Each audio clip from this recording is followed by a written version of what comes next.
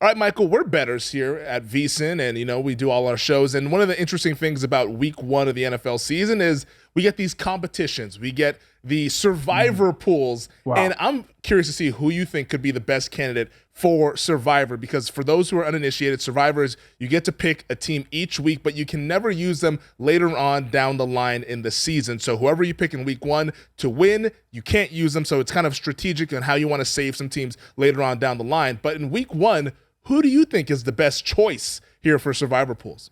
Well, I think also on Survivor, you can the Thanksgiving weekend, Yes, and Christmas are two individual weekends. So instead of having a 17-week season, you now have a 19-week season. So you've got to pick 19 winners. And on paper, it sounds pretty easy, right? It is sounds far from it. And so just look at the team with that has the biggest point spread against them and pick that team, right? Because you're not doing points. It's just winner, chicken dinner. So to me, and everybody that does it, and Mike Palm and Derek Stevens, they're going to announce their circuit contest, I think Tuesday on Mitch and Paulie's show. They're going to announce the prizes, which is going to go way up. You've got to be in Vegas to enroll or use a proxy you got to be in Vegas to enroll, but you can use a proxy to turn your picks in. But to me, on the surface, you want to be able to have a strategy. I think, Femi, I've never done it, but I would want to have a strategy where I want to make sure that I wasn't taking a team that was going to go into bad weather. Like, for example, the Patriots going to Miami, with the heat and humidity, that kind of levels the playing field, and so, I probably would look at the Titans against the Giants would be the number one team I might take opening weekend. But, I need to see the Titans in the preseason and do all that. But that would be my first instinct. Or you say, what about the Colts against the Texans? Well, last year everybody took Jacksonville against the Texans, and they were out in the pool completely. So that would be my first instinct. Green Bay going to Minnesota sounds pretty easy and tempting. However, do you want to use Green Bay that early? Do you trust that a team on the road? Most people love to play this. And I would love your comment on this. Most people love to play this taking the home team. Yeah, and I get the thought process behind home teams. My one rule for Week 1 is no divisional games. I absolutely stay away from all the divisional games because divisional games, especially early on, can be absolutely insane. I mean, how many years have we seen this? You mentioned the Jaguars beating the Colts 2 years ago, the Phillip Rivers-led Colts, when everyone said, oh, the Colts are 8-point favorites, put them in pen, and everyone had them in their Survivor, and the Jags win that game. They'll only win the entire season. Like, divisional games early in the season are absolutely chaos. I stay away from those. Then after that, I kind of pick and choose, okay, do I get a defending champion against an easy team on opening night? I don't get that, so Rams are off of the list. For me, and it could be risky, but here's what I would do if I had to choose right now. We'll see what happens later on down the line in September. If I had to choose, I'd actually talk about the game that we talked about earlier. I'd choose the San Francisco 49ers in my Survivor pool. I'm going to risk it, roll the dice with Trey Lance, just because it's more so a fade of the Chicago Bears. I think the Bears offseason, maybe it sets them up down the line in 2023, but for 2022, this team is going to be bad. They're going to be really, really bad, and it's Matt Eberflus's first time as a head coach. Kyle Shanahan, Week 1 should be a much better head coach than Matt Eberflus will be. I think that 49ers defensive line against that Bears offensive line might be the biggest mismatch on the entire board here from an X's and O's standpoint. The Niners might just be able to run the football the entire game and win that one. They might not have to ask Trey Lance to throw the ball there. I would go the Niners over the Bears, also because I don't want to use the Niners later on down the line because I don't trust Lance, and they also play a tough schedule in a tough division in the NFC West.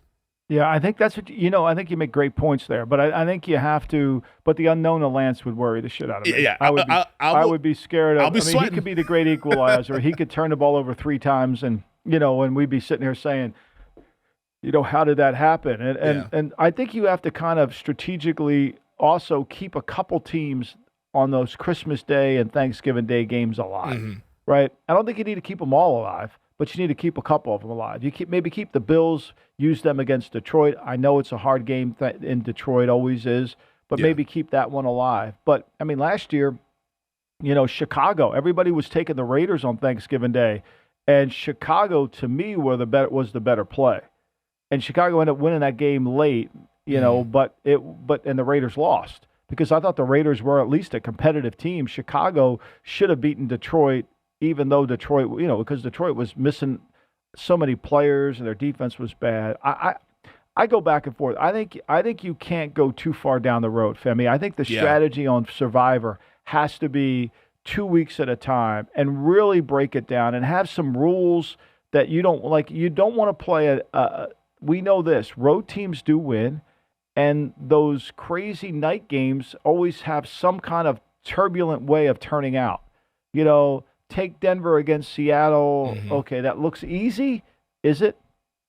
It's not going to be easy. It's going to be a ruckus environment. What I know about that region and that fan base, they are champing at the bit to get at Russell Wilson there. And it's not that they hate him, but they definitely feel like he ditched them. So that is going to be a very loud crowd. Wilson's used to that stadium and everybody cheering for him. He's never experienced it with them all cheering against him. Yeah, I mean, and that's right. And look, at some point they got to get their mojo back. Now, look, I understand it's Drew Lock, and I'm not in love with Drew Lock, and I killed Drew Lock on this pod too many times. So I would stay away from the game.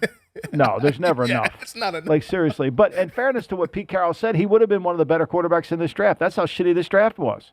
Yeah, that's bad. I mean, that's how shitty this draft was. So I think I lean towards, to me, the Titans seem like, look, last year the Titans opened up bad at home. They had all those COVID problems. They missed a lot of guys. Their timing wasn't off. Last year, what I try to do to opening the season up is see what teams really start the year with really good amount of rushes and completions. You'd be surprised. Arizona is one of those teams that is very good at the start of the year. For whatever reason, Kingsbury gets their team ready. They have really good rushes, completion. Now, Hopkins is not going to play against the Chiefs, so that's a problem. And then maybe do you take a chance on the Panthers, knowing Brissett could be the quarterback of the Browns? I can't. No, I can't. Well, I know, but here's the thing: everybody says you can't, but at some point you have 19 teams. Yeah. You can't every team. I can't do that. I can't do that. It's like we can't take them here. It's like Bill Walsh would say all the time. Well, I mean, at some point we can't pass either. No, that's fair. I mean, even it's. Cleveland, their roster is put together so well, and I really respect Stefanski as a head coach to where I wouldn't want to go against him, especially with what we could have at quarterback for Carolina. Now, if it's Baker Mayfield, that spices things up a little bit, but if it's not Baker Mayfield, I worry about that Panthers offense scoring against that Browns defense here. But the Niners early on would be my pick for Survivor, even though it's going to be a really sweaty experience with Trey Lance making his third career start on the road there. We had one guy last year had 5 entries in, and we went off the beaten track in like 3 of them opening weekend, and he lost. I mean, a lot of people do more than one entry too, right? Yep. Which is fascinating. I think it's the hardest thing to do. I really do. I think the contest, picking 5 winners every week, is challenging, but you can logically work your way to some answers. The Survivor one is really a harder one because you've got to really take a chance on a couple teams that you don't feel good about.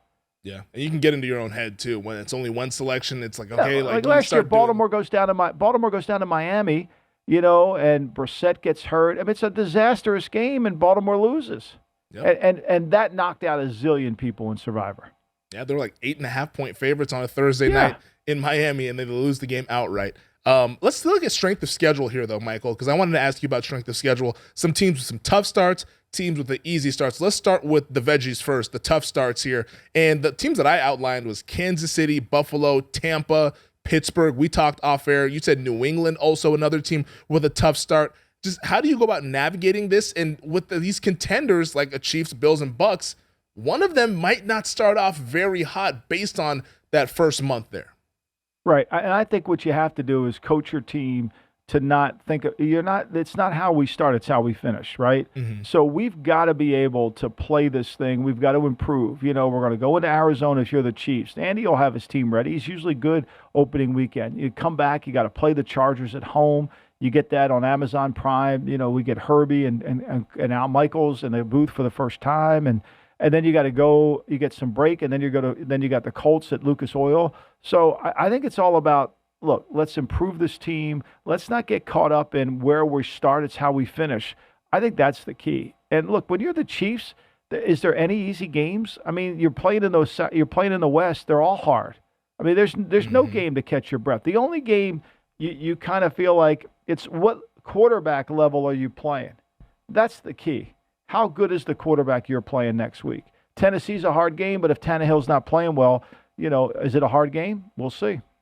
Yeah, I'm looking at their schedule right now. The only quote-unquote gimmies, home for Jacksonville week 10. They're on the road in Houston week 15, and then they're home for Seattle week 16. Outside of that, it wouldn't shock me if they lost any of these games. Yeah, I mean, it's hard. That's why it's so challenging. It's, because you're a good team and you're playing good teams. And now you're playing the AFC South, which gives you a benefit, but, you're also playing a first-place schedule. You're also playing a first-place schedule. You're playing the teams that and you're playing the NFC, you're playing Seattle. So you're playing the NFC South, NFC West. So you've got San Francisco. You've got those tough teams in there that you got to match up. It's a hard schedule. There's really, because of the quality of the AFC, there's not a lot of easy games. Yeah, the Super Bowl favorite is the Buffalo Bills. Listen to this first portion of the schedule.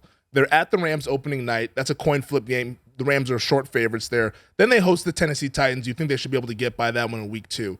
They go to the Miami Dolphins week 3. Always a tough place to play early on in the season. They'll make you wear your dark-colored uniforms. They're going to put you out there in the sun. Then they go to Baltimore week 4. It's not crazy to think that Buffalo could start 2-2, maybe even 1-3, even though they're the Super Bowl favorite and thought of as the best team in the league.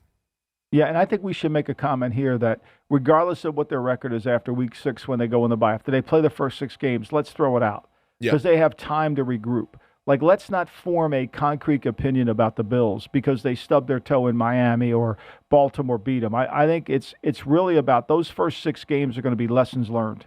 And when we learn those lessons about the team, how do we adjust to it? And so as long as they've got Allen playing at the level he played at, I don't see him not being able to overcome it. If they're 4-2 at that point, that's a legitimate, and look, Pittsburgh is, they got Trubisky or Kenny Pickett, whoever's going to be the quarterback. They're not going to be an easy out. I mean, they play hard. And when you play Baltimore, then Pittsburgh, that's a hard back-to-back because of the physicality of the game. And then after that stretch, by the way, you get to go play Patrick Mahomes and the Chiefs, the demon that you've been trying to knock off for the past 2 years now. And that's then right rest up. And then rest up, you can go see Aaron Rodgers for a day. It's hard. That is a hard schedule, those first 8 weeks here for Buffalo. But like you said, I think that's important to note that. But it's a little bit not like write the them off fallacy. too early. It's a fallacy. To me, these hard schedules are better for you. It's the Gonzaga theory, right? Okay. Gonzaga plays these easy games. They play these hard games in November. And then when they get to tournament time, they're the greatest team ever. Pomeroy's got them graded high, yada, yada, yada. Everybody has them number 1 seed overall, number 1. But when they play against a level of comp, they can't rise their level. You've got to battle people. You've got to become to be a champion. You've got to be battle tested. We're not shooting a Hollywood movie here. It's not going to be perfect. It's not going to be for the love of the game. You're not going to pitch the no-hitter. And you got to go over some obstacles. It's got to fight through some adversity, something that Joel Embiid would never know how to do. How do we fight through adversity? If that's the key to championship teams. Milwaukee, we fight through adversity. We found a way to win a game against Boston. That's what champions look like. And when you do that, you become a champion. If you just want to play the easy schedule and the Hollywood movie, we're going to win, you're never going to beat a champion. Might be a holiday movie for the team in your neck of the woods there, the Philadelphia Eagles. They start the year at the Lions, home Vikings, at the Commanders, home Jaguars. Wouldn't shock me if they started 4-0. No, I love them on the over. I think you got to consider them on the over. I think people are going to start betting them on the over heavily, and I think their over number is going to move significantly. Thanks for watching the GM Shuffle with Michael Lombardi, and for more videos like this, make sure to subscribe to VSiN Live and the GM Shuffle podcast with Michael Lombardi, presented by DraftKings and VSiN, wherever you get your podcasts.